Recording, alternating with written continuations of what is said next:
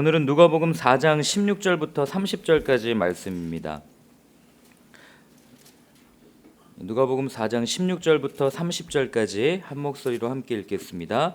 예수께서 그 자라나신 곳 나사렛에 이르사 늘 하시던 대로 회당에 들어가사 성경을 읽으려고 서심해 선지자 이사야의 글을 들이거늘 책을 펴서 이렇게 기록된 데를 찾으시니 곧 주의 성령이 내게 임하셨으니 이는 가난한 자에게 복음을 전하게 하시려고 내게 기름을 부으시고 나를 보내사 포로된 자에게 자유를 눈먼 자에게 다시 보게 함을 전파하며 눌린 자를 자유롭게 하고 주의 은혜를 전파하게 하려 하심이라 하였더라. 책을 덮어 그 맡은 자에게 주시고 앉으시니 회당에 있는 자들이 다 주목하여 보더라. 이에 예수께서 그들에게 말씀하시되 이 글이 오늘 너희 귀에 응하였느니라 하시니 그들이 다 그를 증언하고 그 입으로 나오는 바 은혜로운 말을 놀랍게 여겨 이르되 이 사람이 요셉의 아들이 아니냐. 예수께서 그들에게 이르시되 너희가 반드시 의사야 너 자신을 고치라 하는 속담을 인용하여 내게 말하기를 우리가 들은 바 가버나움에서 행한 일을 내 고향 여기서도 행하라 하리라. 또 이르시되 내가 진실로 너희에게 이르노니 선지자가 고향에서는 환영을 받는 자가 없느니라. 내가 참으로 너희에게 이르노니 엘리야 시대에 하늘이 3년 6개월간 닫히어 온 땅에 큰 흉년이 들었을 때 이스라엘에 많은 과부가 있었으되 엘리야가 그중 한 사람에게도 보냄심을 받지 않고 오직 시돈 땅에 있는 사렙다의 한 과부에게 뿐이었으며 또 선지자 엘리사 때에 이스라엘에 많은 나병 환자가 있었으되 그 중에 한 사람도 깨끗함을 얻지 못하고 오직 수리아 사람 나아만 뿐이었느니라. 회당에 있는 자들이 이것을 듣고 다 크게 화가 나서 일어나 동네 밖으로 쫓아내어 그 동네가 건설된 산 낭떠러지까지 끌고 가서 밀쳐 떨어뜨리고자 하되 예수께서 그들 가운데로 지나가서 가시니라. 아멘. 네, 예수님께서 시험을 마치시고 이제 하나님의 아들로서 세상의 모든 것들을 회복하기 위한 본격적인 행보를 시작하십니다. 하루는 이제 나사렛에 가신 겁니다. 예수님의 고향이 어딘지 아십니까? 나사렛입니까? 베들레헴 아닙니까? 네, 헷갈리시죠? 베들레헴은 출생지고 나사렛은 어려서부터 자라온 동네입니다. 그러니까 고향이 나사렛인 게 맞죠. 나사렛 사람인 게 맞습니다. 그 고향에 간 겁니다. 그리고 회당에서 이런 성경을 읽으십니다. 오늘 16절부터 19절까지 말씀인데요. 암송에도 너무 좋은 말씀 18절 19절 같이 한번 읽어보겠습니다. 예수께서 그 자라나신 곳 나사렛에 이르사 안식일에 늘 하시던 대로 회당에 들어가서 성경을 읽으려고 서심해 선지자 이사야의 글을 들이거늘 책을 펴서 이렇게 기록된 데를 찾으시니 곧 주의 성령이 내게 임하셨으니 이는 가난한 자에게 복음을 전하게 하시려고 내게 기름을 부으시고 나를 보내사 포로된 자에게 자유를 눈먼 자에게 다시 보게 함을 전파하며 눌린 자를 자유롭게 하고 주의 은혜의 해를 전파하게 하려 하심이라 하였더라. 예수님께서는 이사야서의 61장과 42장의 말씀을 섞어서 그들에게 이야기해 주셨습니다. 결국에는 모든 것이 원점으로 돌아가고 회복되는 희년에 대한 이미지를 그들에게 이렇게 연상시키면서 결국 예수 그리스도를 통해서 모든 것이 회복되고 창조되어진 대로 다시 한번 이렇게 온전하게 될 것이다라고 선포하신 겁니다. 우리 이 본문 읽으면서 가난한 자에게 복음을 전하게 하신다라는 이걸 읽으면서 우리는 가난한 자 하면 꼭 돈이 없는 사람을 그렇게 생각을 합니다. 그런데 한번 이렇게 생각해 보시면 어떻겠습니까? 이 가난하다는 것은 사람으로서 살아가는데 꼭 있어야 될 것이 없는 상태를 의미합니다. 결핍이고 부족함입니다. 무엇이 결핍되었고 무엇이 부족합니까? 사람답게 사는 것이 결핍되었고 부족한 거예요. 더 쉽게 얘기하면 하나님께서 우리를 하나님의 형상, 하나님께서 만드신 대로 만들었는데 그 만드신 그 모양이 결핍되어 있는 겁니다. 하나님께서 만드신 대로, 그러면 우리가 사람답게 살기 위해서 과연 우리에게 무엇이 필요한가? 성경은 끊임없이 그걸 이야기합니다. 특히 누가복음은 그걸 강조하고 있어요. 무엇이 필요하냐면 바로 영이 깨어있는 것이 필요합니다.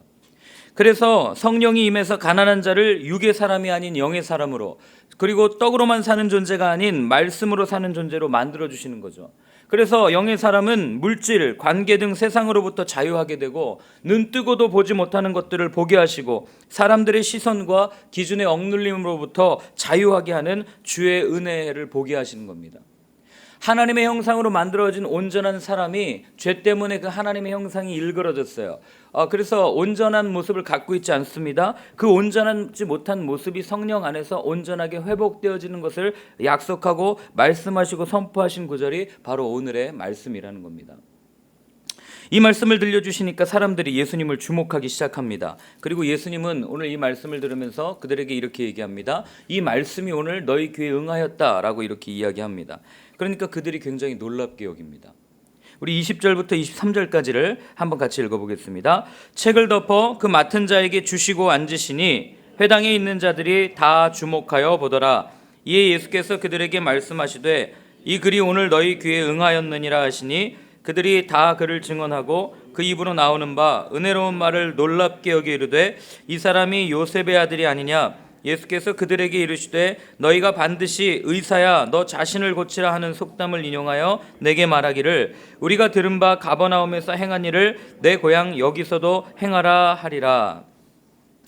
회당에서 그들이 놀란 이유가 있습니다. 오늘 예수님께서 이 말씀을 선포하고 해석해 주셨을 때 그들의 귀에 이 말씀이 응했다라고 그들에게 말씀하셨을 때 그들이 놀랐어요. 근데 놀란 이유는 예수님이 정말 놀랍게 해석을 했기 때문에 야 정말 대단한 사람이구나 라고 해서 놀란 것이 아닙니다. 그래서 은혜를 받은 것이 아니에요. 오늘 본문을 가만히 잘 보면 그들은 분노했기 때문에 놀랐습니다. 그들이 놀란 것은 시샘하고 질투하는 마음 때문에 놀란 겁니다. 그럼 어디서 알 수 있냐면 25절과 27절에 보면 이렇게 되어 있습니다. 내가 참으로 너희에게 이르노니 엘리야 시대에 하늘이 3년 6개월간 닫히어 온 땅에 큰 흉년이 들었을 때 이스라엘에 많은 과부가 있었으되 엘리야가 그중 한 사람에게 보내심을 받지 않고 오직 시돈 땅에 있는 사렙다의 한 과부에게 뿐이었으며 또 선지자 엘리사 때에 이스라엘에 많은 나병 환자가 있었으되 그 중에 한 사람도 깨끗함을 얻지 못하고 오직 수리아 사람 나아만 뿐이었느니라. 이 말씀을 해주시는 거예요. 이게 왜 이렇게 얘기하냐면 이스라엘에 수많은 사람이 있고 그리고 많은 그 사람들이 있지만 이스라엘에서 환영받지 못했던 하나님의 선지자가 이스라엘 사람들은 받아들이지 않았던 하나님의 선지자가 이방인에게는 환영받는다. 지금 그 얘기를 하고 있는 겁니다. 그로 인해서 이스라엘이 아닌 이방인들이 하나님의 은혜를 입었다. 여러분 이 말이 유대인들에게 왜 화가 나는 말이냐면 유대인들에게 있어서 이방인은요 이런 표현 써서 죄송합니다. 개만도 못한 인간이었어요. 그리고 뭐 어떤 그 사람의 표현 때문이라면 지옥의 땔감으로나 쓰일 사람들이 이방인들이었습니다. 그런데 하나님의 선지자라고 일컫는 사람들이 와가지고 하나님의 백성인 자기들에게는 은혜를 주지 않고 자기들은 낫게 하지 않고 자기들은 회복시켜주지 않고 누구를 가서 회복시켜준 거예요? 이방인에게 가서 회복시켜준 겁니다. 그리고 자기들에게는 구원의 소식을 전하지 않고 이방인에게 가서 그 소식을 전한 겁니다. 그러니까 유대인들이 이걸 딱 들었을 때 완전 화가 나는 거죠. 분노가 극에 달한 겁니다. 시기와 질투가 가득한 유대인들의 삶을 보여줍니다. 여러분 우리도 마찬가지입니다. 사실 다른 사람이 잘 살면 아무렇지도 않아요. 그런데 우리 친척이 땅 사면 배 아픕니다. 친척이 잘 되면 뭔가 어디가 좀 불편해요. 이들이 그 생각한 거예요. 아니 저 사람은 목수의 아들에 불과한데 어떻게 저렇게 말을 할 수가 있지? 이 얘기를 하고 있는 겁니다. 예수님께서 무능하고 예수님께서 평범한 사람이어서 분노한 게 아니라 그동안 자기들이 어려서부터 봐왔어요. 어려서부터 옆에 살던 그냥 평범한 이웃이었습니다. 그런데 그랬던 이웃이 오랫동안 알고 지냈던 이웃이 자기들이 알지 못하는 놀라운 이야기를 하니까 거기서부터 화가 난 겁니다. 누가복음 2장에 보면 예수님께서 그 동네에서 자라실 때 이런 표현하죠. 예수의 지혜와 키가 자라가며 하나님과 사람들에게 더욱 사랑스러워져 가느니라. 나사렛 사람들은 이 예수님을 훌륭한 목수로는 알았습니다. 그리고 성품이 좋은 존경할 만한 인품을 지닌 사람이다 정도로 인정하고 있었어요. 그런데 그 이상은 아니었다고 하는 겁니다. 마귀도 인정한 하나님의 아들이었지만 이 사람들은 여전히 이 사람이 요셉의 아들이 아니냐라는 질문을 던졌던 겁니다. 즉 불신이 진실을 보는 눈을 막아버린 겁니다. 그런데 또 한편으로 생각해 보면 사람들이 요셉의 아들이기 때문에 그 말을 믿지 못했다 또는 믿기 힘들었다는 것은 어쩌면 당연합니다. 왜냐하면 여러분 우리의 삶도 마찬가지 아닙니까? 우리도 어디선가 이렇게 살면서 누군가의 말을 들을 때 유명한 사람이나 전문가나 또는 어떤 권위 있는 사람이나 존경받는 사람이나 인정받는 사람들이 말을 해야 그나마 좀 듣는 척합니다. 우리 주위에서 너무나도 쉽게 옆에 있는 사람들의 말은 잘 들으려고 하지 않습니다. 왜 그렇습니까?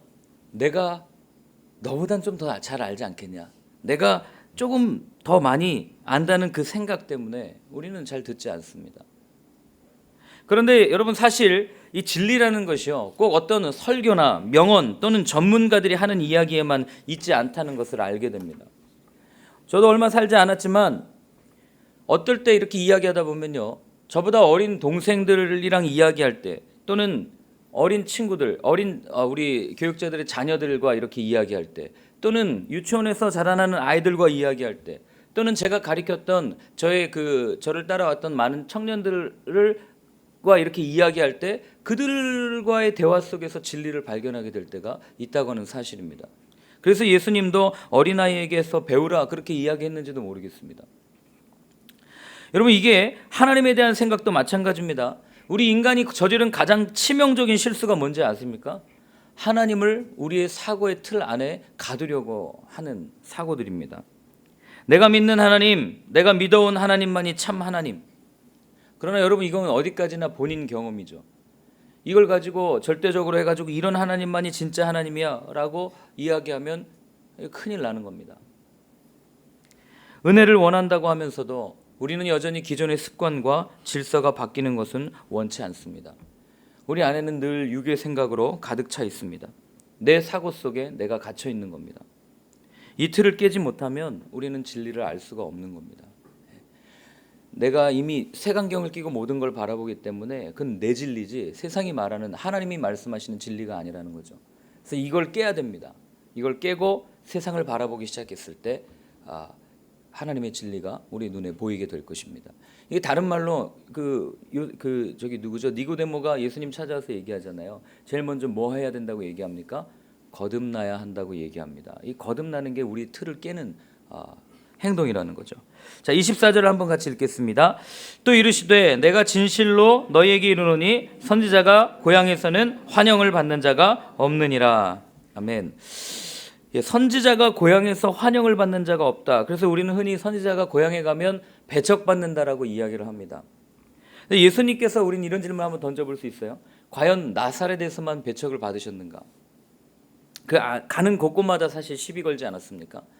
바울도 길리기아 다섯 사람인데 다소에 가서 배척을 받았습니까? 아니요, 그도 가는 곳마다 배척을 받았습니다. 더 나아가서 여러분, 구약의 성경에 나오는 많은 선지자들이 그들의 고향에 가서 어려움을 겪었습니까? 엘리야가 디셉에 가서 어려움을 겪었습니까? 예레미야가 아나돗에 가서 멸시받지 않았습니다. 사무엘도 라마타임 가가지고 멸시받지 않았습니다. 그럼 대체 이 말씀은 뭡니까?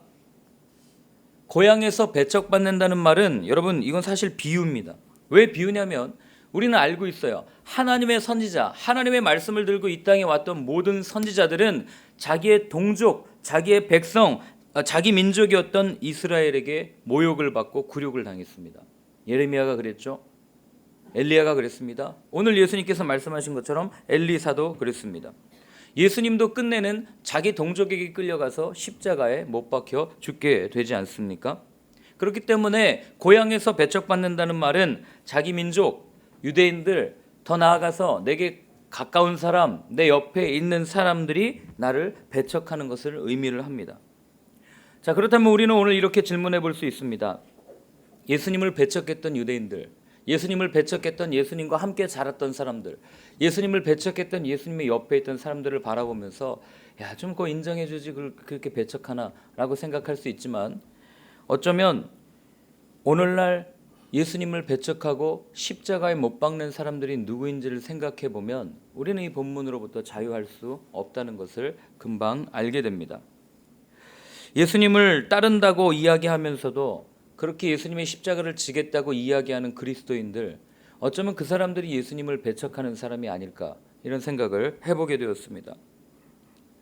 예수님의 가르침보다 지난 2000여 년 동안 교회가 만들어온 전통과 관습을 쫓아서 그것이 정통이고 그것이 진리인 듯 여기는 우리들 때문에, 성경 말씀은 뒤로 두고 마치 우리가 행해온 습관이 전부인 것처럼 말하는 오늘의 교회 때문에, 바울이 고린도전서에서 이야기했듯이 예수님이 유대인들에게는 걸림돌이 되었던 것처럼 어쩌면 예수님의 가르침이 오늘을 사는 그리스도인들에게 걸림돌이 되고 있는지도 모르겠습니다.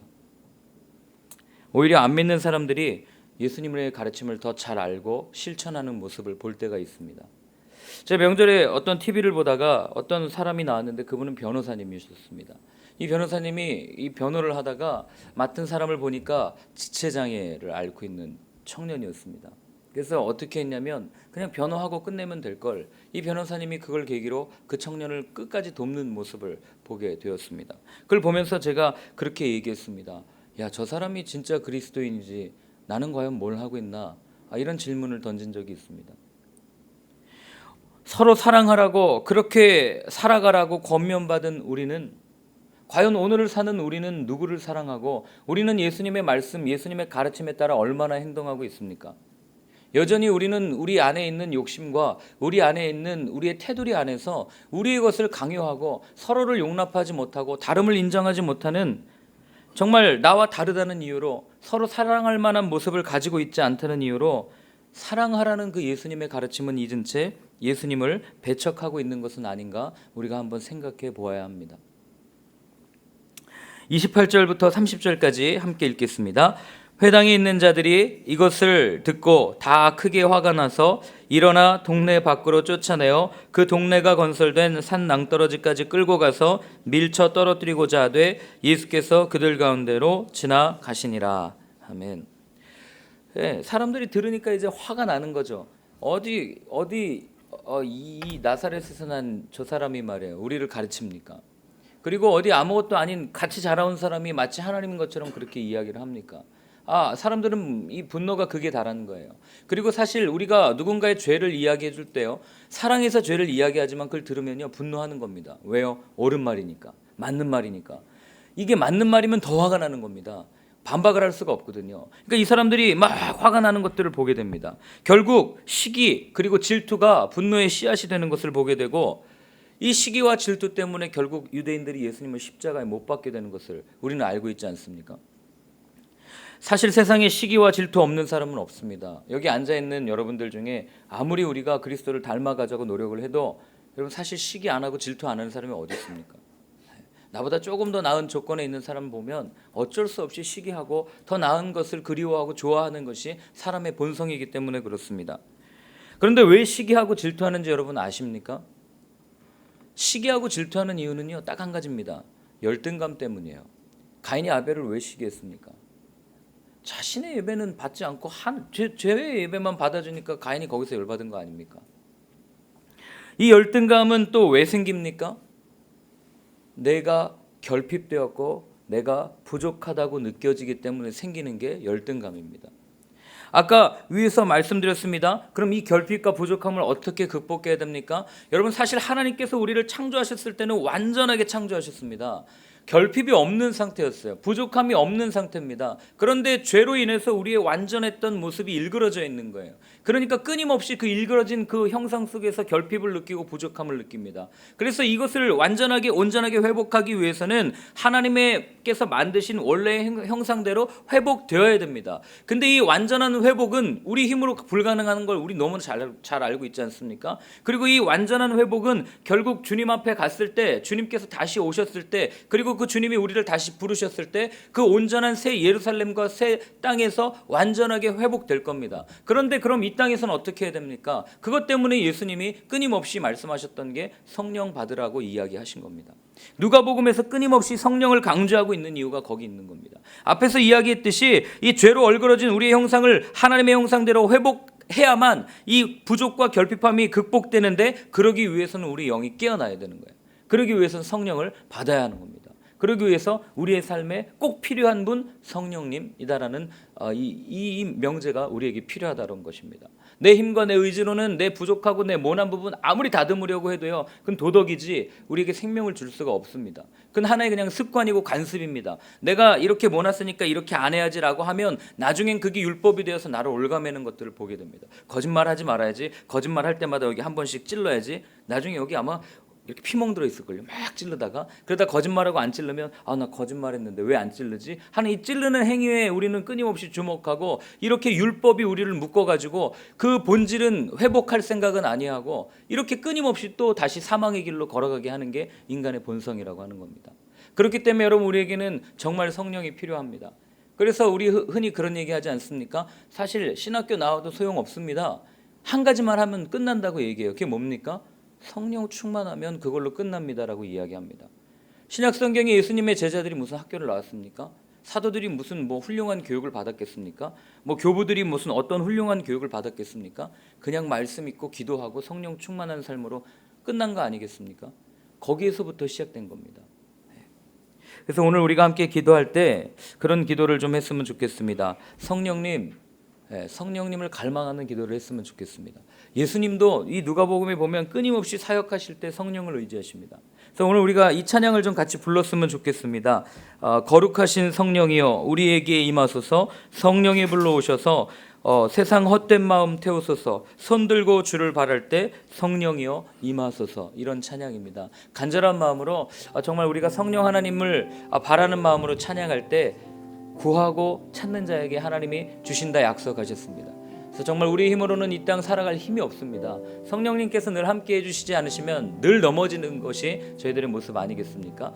그렇기 때문에 오늘 우리가 이 찬양을 부를 때 간절한 마음으로 성령님 내게도 임하여 주시옵소서 하는 마음으로 우리 함께 찬양하도록 합니다.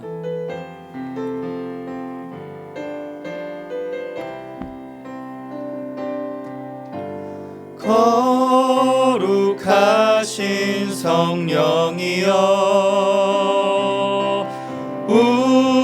우리에게 임하소서. 성령의 불로 오셔서 세상 헛된 마음 태우소서. 손 들고 주를 바랄 때 성령이여 성령이여 성령이여 임하소서. 거룩하신 성령이여 거룩하신 성령이여 우리에게 임하소서. 성령의 불로 오셔서 세상 헛된 마음 태우소서. 손 들고 주를 바랄 때 성령이여 성령이여 성령이여 임하소서. 손 들고 주를 바랄 때 손 들고 주를 바랄 때 성령이여 성령이여 성령이여 임하소서. 성령이여 임하소서. 우리 오늘 이렇게 한번 기도했으면 좋겠습니다. 하나님, 우리의 마음이 성령으로 충만해지기를 원합니다.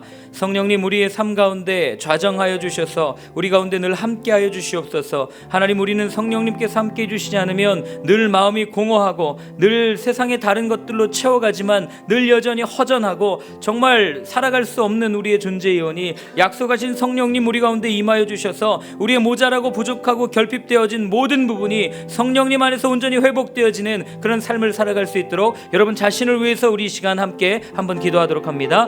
아버지 하나님, 그렇습니다. 하나님, 오늘 주님께서 말씀하셨습니다. 성령이 내게 임하셨으니 아버지, 그 성령이 임하셨을 때 가난한 자가 복음을 전할 수 있고 하나님, 포로된 자에게 자유를 주고 눈먼 자가 눈뜨게 되면 아버지, 그런 역사를 우리가 함께 보았습니다. 아버지 하나님, 이 일을 이제 예수님께서 행해 가실 것입니다. 하나님, 예수님께서 그렇게 행하실 수 있었던 이유는 하나님 성령님께서 늘 함께하여 주셨기 때문이고 그 삼위일체 하나님께서 늘 함께 우리에게 사랑을 베풀어 주셨기 때문임을 우리는 압니다. 하나님, 우리 가운데 성령님 함께하여 주셔서 우리의 막혀있는 사고의 틀을 깨워주시고 하나님 우리가 전부인 것처럼 생각하는 그런 아집과 교만을 하나님 성령님 깨워주셔서 정말 주님께서 이끄시는 대로 주님께서 인도하시는 대로 아버지 하나님 우리가 그 참된 진리에 이르며 나아갈 수 있는 우리의 삶이 되어줄 수 있도록 하나님 아버지 도와주시옵소서. 성령님 우리 가운데 함께하여 주시옵소서. 주님 붙잡아 주실 줄 믿습니다. 하나님 아버지, 저희들 한 가지 소원, 더 많은 돈을 원하지 않습니다. 더 좋은 것을 원하지 않습니다. 하나님, 주님께서 약속하신 그 성령님을 원합니다. 아버지 하나님, 우리 가운데 그 성령님 임하여 주셔서 우리의 모나고 부족하고 결핍되어져서 끊임없이 비교하고 끊임없이 열등감 속에 살아가는 우리를 회복시켜 주시고, 하나님 우리가 온전히 회복됨으로 말미암아 세상에 나아가 눌린 자를 자유롭게 하고 눈먼 자를 눈뜨게 하고 주님의 은혜를 증거하는 삶을 살아가는 저희들의 삶이 되어줄 수 있도록 주여 인도하여 주시옵소서. 이제는 십자가에서 우리의 모든 죄를 지시고 죽어주시고 우리에게 새로운 생명을 주신 예수님의 크신 은혜와 하나님의 사랑하심과 성령님의 위로하심이 정말 성령님을 바라며 이제 주님의 뜻 가운데 살아가겠다고 다짐하는 이 자리에 계신 모든 분들 위해 이제로부터 영원까지 늘 함께하여 주옵시기를 간절히 축원하옵나이다. 아멘.